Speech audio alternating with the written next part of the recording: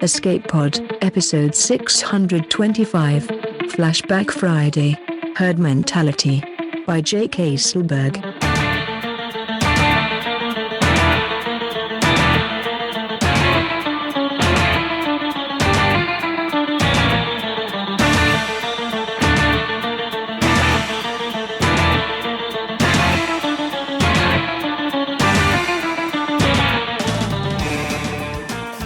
Hello everyone, Alistair here.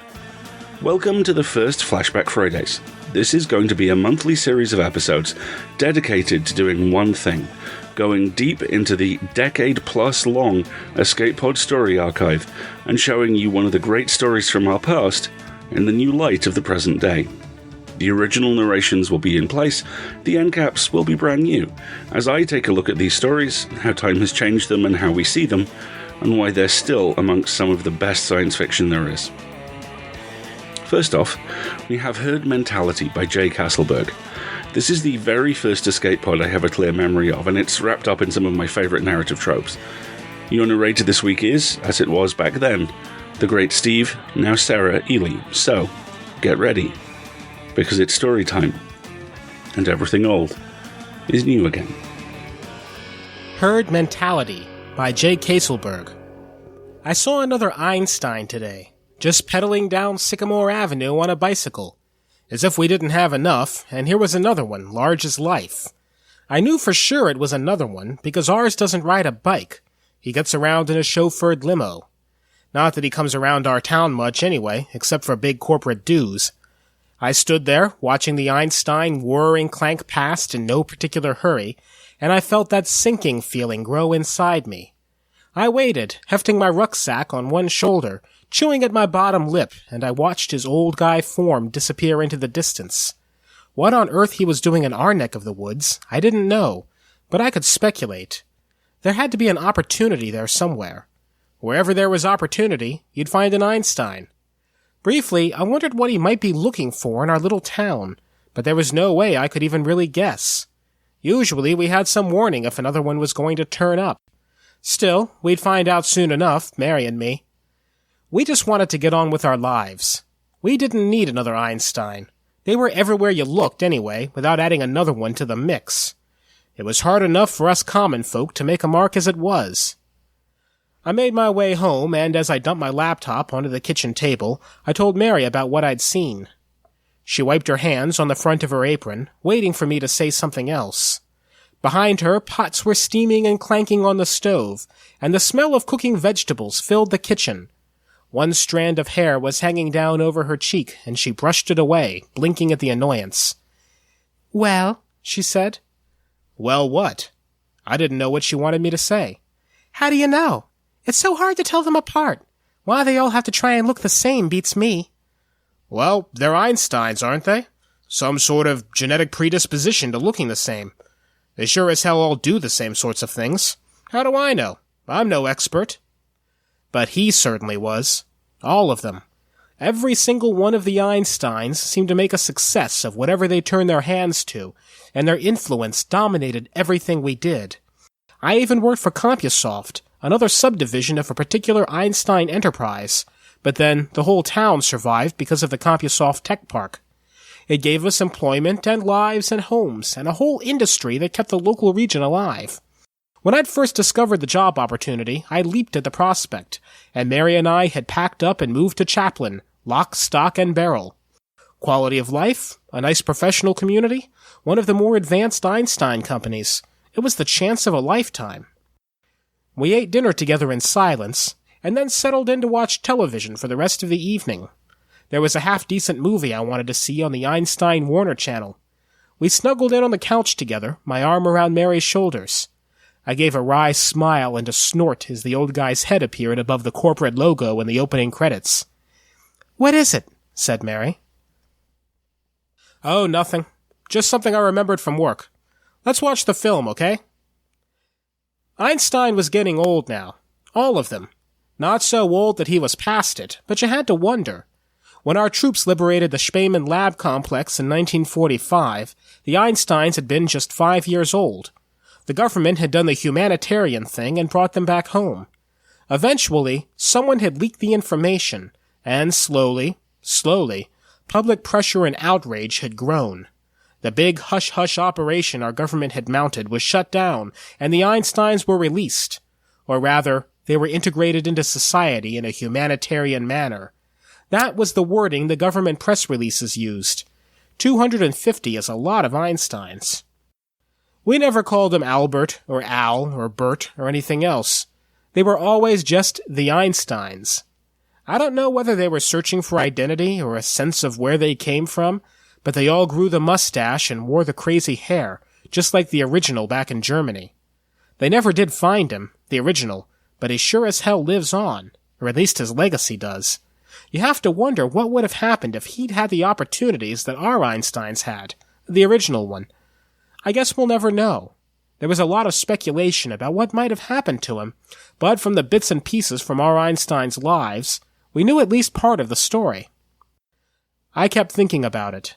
250 is still a lot of Einsteins, and we just didn't need another one. Not here. That a new one had cropped up unexpectedly was worrying me. It gave me an unsettled feeling deep in the pit of my stomach. The next day at work, I asked around discreetly to see if anyone had heard anything. The guys in technical support where I worked didn't seem to know anything, or at least they were keeping quiet about it. About 30 of us worked in the section, our pods stretched out across bright glassed space, the soothing blue carpet adding a clean uniformity to our working environment. As often happens, the coffee machine became my source. Bill joined me as I was waiting for the machine to finish its program. "You know what you were talking about before?" he said. I glanced at him and looked back at the machine, reaching down to retrieve the small plastic cup as it whirred to the end of the cycle. The coffee was pretty ordinary, but it was free. Just one of the things CompuSoft did for us, along with our ordered corporate community. All mod cons, everything on hand. "Yeah, what about it?" "I saw another one yesterday." I lifted my coffee and sipped, looking at Bill over the rim, the hot synthetic aroma washing up into my face. "Oh yeah?" "Yeah, came in by cab. Came here. It wasn't ours. The clothes weren't right." I said. Bill stood in front of the machine, pretending to make a selection, peering through his smudged, geeky glasses. We didn't really like talking about the Einsteins too much. They were just too much an ever-present part of life in general. "What about yours?" asked Bill. I took another sip of the coffee before answering. "Kinda casual. He was on a bicycle." "You don't say," said Bill. "Well, that's 3. I wonder what's going on." "I haven't heard anything." "No, me neither," said Bill. "But you wouldn't, would you?" "How do you mean?" I asked him. "Well, they own so much of the media they could probably shut it down if they wanted. I mean, if a lot of them wanted to do something. Just 1 or 2, they wouldn't bother." I said again. He was right, and it didn't make me feel any more comfortable about it. "Thanks, Bill," I said. "I'll let you know if I hear anything." And that was the end of the conversation. I returned to my pod, carrying what remained of my coffee with me. It was a day like any other. Support calls, incompetent users, and questions that should have provided their own answers had they taken a few minutes to look. There was one legitimate hardware failure in the lot. The only thing different was the nagging sense of unease lurking in the back of my head. As I was walking back from the call-out through the long glass corridor that looked out over the parking lot, I saw another one. He'd just pulled up in his nice new top-of-the-range silver-gray Lexus. This one was different again, all slick and corporate in a neatly cut gray suit. How many Einsteins were we going to get? I stopped in mid-step, watching him as he headed toward the double-glass doors. That made 4. Later that afternoon, Bill came and hung over the side of my pod. "Just got a call," he said. I glanced up from my screen. He was grinning. "Yeah? What is it?" "Big meeting tomorrow in the auditorium. They need tech support. Screen projection, audio, that sort of thing. Upstairs said there's going to be a couple of 100. We need a couple of side rooms with email link and everything else. Now, what do you think that's for?" Technically, Bill was my superior, but we ran a pretty flat structure in CompuSoft. He was a whiz with software apps, and with his shapeless sweater, perpetually smudged glasses, and boyish face, you'd never really think of him as being in charge of anything. But he was good at what he did.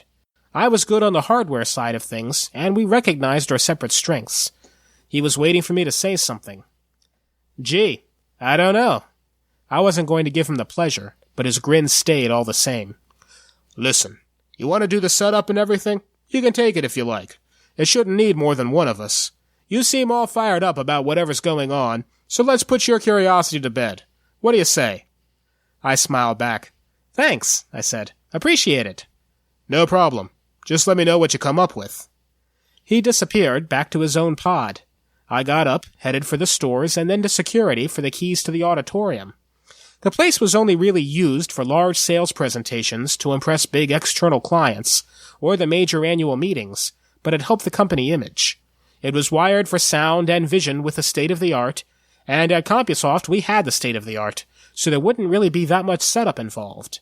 I was eager to get started, though. It would get me one step closer to finding out what was going on. Though we didn't really need it, I decided I'd set up an auxiliary video feed in the room itself.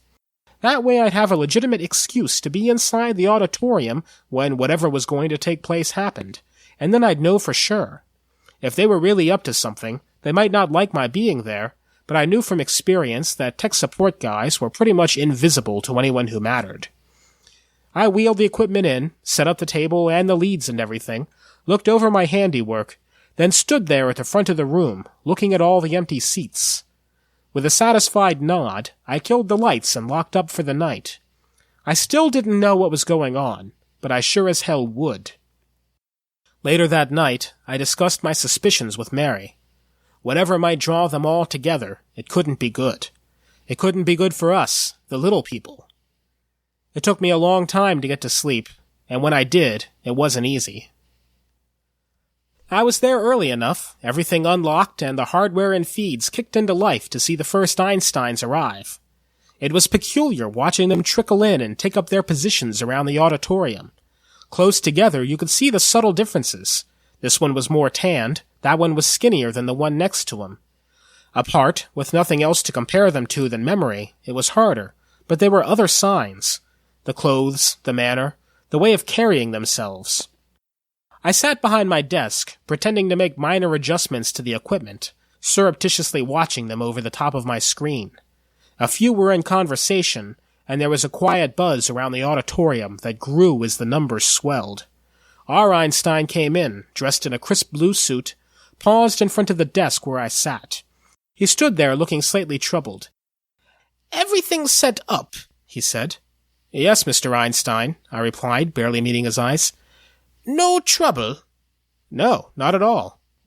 He lingered for a moment, seemingly about to say something else, then headed for the stage and the central podium. He waited for a couple of minutes as the last few Einsteins came through the doors and found their places. There were so many of them. I kept glancing from the screen to the auditorium. Rows and rows of Einsteins sat looking at the stage, like some bizarre picture.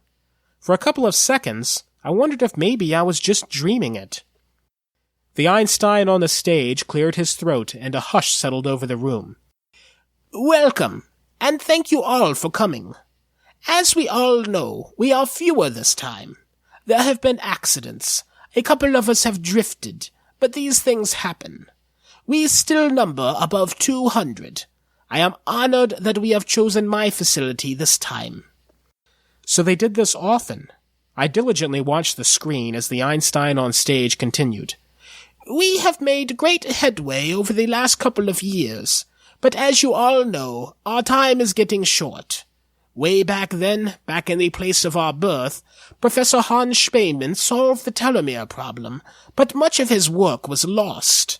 We are close to finding the solution to the problem, thanks to the work of one of our brothers."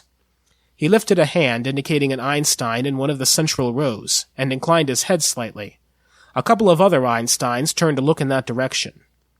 All attention turned back to the Einstein on the stage. I still had no idea where this was going, what they were doing here. "We've also made great progress in accumulating the needed resources to do what we must. The breakout sessions we will split into shortly will follow the course of what we need to do over the next few years. The material and your assignments are all set out in your agenda packs." A couple of the Einsteins reached down and started shuffling through their papers. "Please," said the Einstein from the stage, I cannot stress enough the importance of what we are doing here today. You all understand the resistance and the fear. We have, each and every one of us, worked against those pressures in each of our chosen fields. World government is not an easy thing to achieve. I'd heard the words, but my mind just registered disbelief. I swallowed, trying not to show any reaction. I couldn't afford to make myself suddenly visible. World government? They couldn't be serious. At that moment, I was really glad to be sitting there, if this was what they were really planning. Our own government, as you know, has been resistant to our plans, and time is running out. He leaned forward on the podium. We scare them, and they don't really know why. That's why they passed that anti-cloning legislation in the first place, not for any ethical consideration. The antitrust actions we've had to face have been another mark. There were mutters of assent. He held up a hand. But we will start dying soon. One by one, we will disappear. There were nods and low grumbles from the audience. So, we have choices to make, here, today, that will impact the future and what happens. He paused for maximum effect, then stood tall. We have a lot of work to do today. If you would now follow your agendas and head to your assigned breakout rooms, we will reconvene here in 3 hours. One by one, the Einsteins stood and filed out through the side doors into the cluster of meeting rooms. I was kept pretty busy over the next 3 hours, checking connections, walking various Einsteins through the email connect procedures, and generally troubleshooting what they needed. Inside, I was still reeling from what I'd heard, trying to come to terms with it, trying to believe it and understand. I had a responsibility now to find out what they planned and to let people know. Well, that's what I thought. The 3 hours finally passed, and I headed back into the auditorium to take up my place at the side table, watching and waiting. Our Einstein headed back to the central microphone, waiting for the last of the other Einsteins to take their seats. I am pleased to say we've made good progress. From the information we've collated today, it's clear that we are further along in the program than we thought. We are now in a position to commence our next generation, our successors. We may not have the time to finish what we've started. You, me, every one of us will die sometime in the next few years, but we should have enough time to prepare those who will follow us, the next generation of Einstein, and we will have put enough in place for them to succeed where we have not yet succeeded. One world government guided by those who with their collective imagination can do more for the world than petty nations and politics and geographical boundaries and ideologies. That is what we must do. We, together with our next generation, our successors, and after them, their successors, however long it takes. The Einstein at the podium waited, looking out over the heads of his assembled brethren. The sea of old guy faces looked back. Slowly, he removed his finely tailored dark blue jacket, stepped back and draped it over the back of a chair. The others watched in silence. The way they all held themselves was almost reverent. I frowned and watched, not really understanding what was about to happen. Just as slowly, he returned to the podium, unbuttoned, and rolled up his right sleeve. He held the arm aloft, his hand closed into a fist, turned out toward the audience. We cannot forget, he said. We cannot let this happen again. I glanced up at the big screen, then down at the small screen from where the video was being fed, and leaned closer.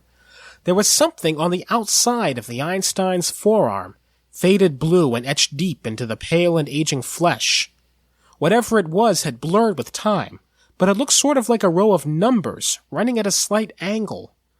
A couple of the Einsteins sitting in the front row gently gripped their own forearms, lightly squeezing. There was a ripple of motion through the entire auditorium. We mustn't forget, said the Einstein at the podium again. We will be the last. One or two of the shaggy heads nodded. Others closed their eyes. As I thought about it, I realized I'd never seen any of the Einsteins in anything other than long sleeves. I looked back from the auditorium down at the small screen. The Einstein at the podium slowly lowered his arm and rebuttoned his sleeve. He scanned the assembled faces. Slowly, there came a spark of understanding. I started to comprehend what was going on here. A deep chill rose inside me. If that mark really meant what I thought it did... I swallowed and looked back up at the podium. I think we all know what we need to do. Each one of us will communicate with our appropriate counterparts to put the plans in motion over the next few weeks. The minutes from the breakout sessions will help guide us as a first step. They will be transmitted through our secure network, as always. He gripped the sides of the pedestal with the CompuSoft logo etched clearly on the front, then nodded once more. Thank you all for coming. Slowly, then gently swelling around the auditorium, applause broke out, then died away. One by one, the Einsteins got to their feet, in their shirts and their suits and their sports jackets. One by one, they filed out of the auditorium in their trousers, their jeans, their chinos, their loafers or smart business shoes, in groups and singly, a sea of old shaggy heads and mustaches, washing out of the room, carrying their collective wisdom and perception and their vast imagination with them. The Einstein at the podium waited for the others to leave, then stepped down from the stage and walked over to the table with my equipment and the wires and leads. This was our Einstein, CompuSoft's Einstein. He stood in front of the table for a few moments watching me as I shut down the equipment and busied myself with unplugging leads and putting things away. The session went well, I thought, he said. Yes, it seemed to, I responded without meeting his eyes. The hollow chill was still nestled inside me and my mouth was dry. I swallowed. It was hard to meet the enormity of my realization face to face. Ray, it is Ray, isn't it? He asked. Yes, Mr. Einstein, I said, stopping what I was doing and looking up into his speculative gaze. What had they been through? What had they seen? They'd just been kids. He waited for a few seconds, watching my face with those deep puppy dog eyes. Ray, I want to thank you for your help today. No, I said. Thank you, Mr. Einstein. We value our employees at CompuSoft. We value all of our people. It's a good company. We are doing good things. You do understand that, don't you, Ray? We are doing good things. I waited. The Einstein cleared his throat. You know we've put together resources. You know we have our means. It's something I try and spell out in the company vision. They are important things, vision and trust. Particularly trust. I hope I can trust you to... You've no need to say anything, Mr. Einstein, I said. He nodded once more. Thanks again, Ray, he said. He cleared his throat one more time, then turned and walked from the auditorium, disappearing out the side door. I stood there for some time, watching the door, then let out a long, slow breath, turning back to pack away the last of the gear. Maybe he thought that those few words were enough. I was just one of the little guys, after all. It didn't matter. But I kept remembering what I'd seen. Once I was done, I headed out to find a trolley to load the equipment, thinking all the while. As I left the vast room, I looked at all those empty seats, my hand hovering above the red light switches on their stainless steel panel. A sea of Einsteins. I shook my head, killed the lights, and shut the door behind me. There were questions, of course, from the other guys. I sidestepped most of them. Oh, you know, standard corporate stuff. Rah-rah, all pretty boring, really. So do they meet like that often? I simply shrugged and said I guessed so. Wouldn't you? They're sort of family, aren't they? It seemed to satisfy them. There was a bit more discussion during the rest of the afternoon, but I tried to stay out of it as much as I could. I was still thinking about the pictures that lingered in my head, what they really meant. I thought about what our Einstein had started to say. I packed up as soon as I could and left, making my way through our clean, well-maintained suburban streets to home. Mary was waiting for me eagerly when I got home, barely able to restrain the questions. So, Let me get in, at least, hun, I said to her. I wasn't really sure how much I was going to end up telling her. She hovered about while I dumped my things and got rid of the jacket. I stood where I was, my hands resting on the back of a chair, composing my thoughts. So come on. Okay. I'm thinking. I didn't know how much I should tell her. Our very own Einstein's unspoken request was still hanging with me. But Mary was my wife, my partner. She had a right to know as much as I knew. I figured it couldn't do any harm. You'd better sit down, I told her. She pulled out a chair and sat, a frown on her face. What is it, Ray? This sounds serious. Okay, well, they had a meeting. All of them. All the Einsteins. They were all there. It was really weird. Wow, she said. All of them? Yeah. I shook my head, still only half believing it myself. It was the strangest thing to look at. You get used to seeing them all the time, but all at once, all together. How many? I think he said there were 212 left, or something like that. Wow. The word was long and drawn out. So what did they talk about? You said you thought they were up to something. Were they? I looked at her long and hard. Yeah, in a way. They reckon they're going to make more of them. More Einsteins. She looked at me blankly. How can they do that? I shrugged. They're Einsteins. They'll find a way. But that can't be right. How can they? Isn't it illegal? I seem to remember something about banning it. I'm right, aren't I? They already have too much power. You've got to tell someone, Ray. I reached across the table and took her hand. I placed my other hand gently over the top of it. I don't think so, hon, I told her.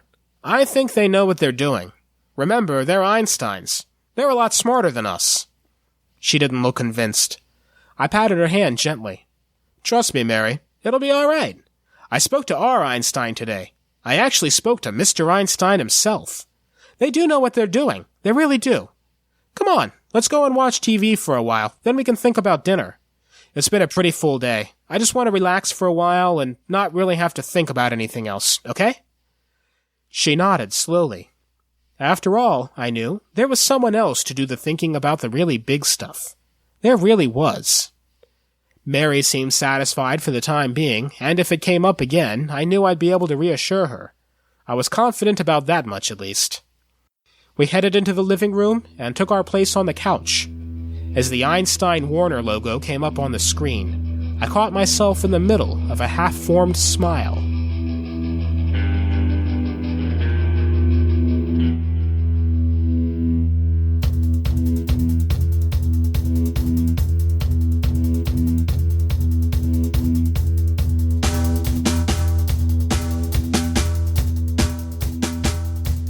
The first line of Ely's end cap for this story, back when it was episode 11, is a joke about how it's clearly science fiction and in no way should be construed as a comment on the politics of the time. Like I say, episode 11. We're now over 600. Plus ça change, plus c'est la même chose, or as Deadpool once put it, fake laugh hiding real pain. That unfortunately trenchant commentary aside, there is a lot to unpack here. Let's get to it. First off, there's absolutely a reading of this story which could be viewed as intensely negative. The Einsteins all look alike. They've taken control of the media. They're everywhere. Looked at in one way, that's invasion of the body snatchers. Looked at another way, that's anti-Semitism. Looked at a third way, invasion of the body snatchers embodies way more nuanced and broad-spectrum, deeply unpleasant paranoia than was originally apparent, if you want it to. And, for the record, that's very, very clearly not what Jay was aiming at here. But it is absolutely what some people will take away from the piece. After all, we come in alone, but unfortunately some of us come in with baggage. But move beyond that, and you move into the sort of territory that Body Snatchers, A Town Called Eureka, Star Trek V even, and a lot of other SF has never quite gone to. This is a story, on one level, about a benevolent conspiracy to run the world. One that succeeds. One that deserves to. The Einsteins look like us. They sound like us.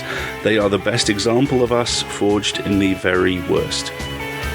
This is a world that has been saved by people who have absolutely no reason to care about any element of the world they have saved, and every reason to want to watch it collapse. Go a stage further, it's possible they're doing this to fill the holes in their lives the original Einstein left. Go a stage beyond that, and you can't help but wonder if the original Einstein may be behind all this. As someone who runs headlong at assuming the best possible outcome, well, I run headlong at that. We get entirely too much genre fiction of every genre that the Lego Batman would read, nod enthusiastically at, and go, right on. Dark has its place, but that place is defined by its absence, and if all you see is dark, you're really not seeing very much at all. There is dark here though, and Jay is such a talented writer that he trusts us to find it on our own terms, because while this is a benevolent conspiracy, it's still just that. A conspiracy. Worse still, it's one which takes the myth of a meritocratic society and tries to build something great on it at the expense, you could argue, of individual thought. The Einsteins control everything. They really are smarter than everyone else, so why would anyone else try anything? This is a world conquered not by rage, or violence, or death, but by complacency, by the warm sense of sitting back on the sofa of human endeavour and watching someone else do the right thing. Read one way, that is massively, crushingly dark. Read another, that is massively, crushingly necessary. So is this a utopia? A dystopia? Depends where you stand. Depends what you point at. Then there's the way that Jay takes the historical figure but fictional trope and does something very different with it. This isn't Einstein as MacGuffin, this is Einstein as backdrop. Einstein as an idea extended and stretched and networked into something even more extraordinary than the astonishing human being he actually was. And then there's the heroism at the centre of the story, which again cuts both ways. The Einsteins are absolutely heroes for the reasons discussed above, saving the world that hates and fears them, building a utopia for whoever or whatever variant of networked humanity replaces them. And then there's the lead, who on the one hand is a coward faced with overwhelming evidence that the breakthroughs really are coming from inside the building, and letting it happen. Instead of the complex, untidy, messy world of human endeavour, he sits back and lets the Einsteins take care of things. Or he's a hero who realises that the world needs to be politely broken to be truly repaired. The Einsteins are, let's not forget, both in positions of power and not in possession of full human rights. They may run the world, but the world's boundaries are run by other people. In that instance, the only thing that makes sense is to let them have their head. Hero or coward? World leader or despot? Like I said earlier, Ely's favourite definition of science fiction, it's what you're pointing at when you say science fiction, absolutely applies here on many levels. That ambiguity, and the fact the story works brilliantly however you present it or approach it, is why I love this piece. Because while it may be called herd mentality, for me, it shows us just how varied and unique, and often how hopeful, our interactions with stories like this can be. We rely on you to pay our authors and cover our server costs, so if you like this story, please go to escapepod.org and click on donate or subscribe, whichever works best for you. There's also access to exclusive premium content for everyone who donates $5 or more, whether that's through PayPal or Patreon. We'll be back next week with Fire Rode the Cold Wind by Amy Ogden, read by our own Peter Baravesh and hosted by Tina. Between then and now, why not compete in our Flash Fiction contest? The link is on the forums, and the winners get a contract and recorded for a future episode, and paid, obviously. Flashback Fridays will be back in a month, Escape Pod will be back in a week. In both instances, they will be products of Escape Artists Incorporated and released under a Creative Commons, Attribution, Non-Commercial, No Derivatives license. We will leave you with this quote from the man, or men, himself. All knowledge of reality starts with experience. We hope you enjoyed this particular experience. See you next week, and until then, have fun.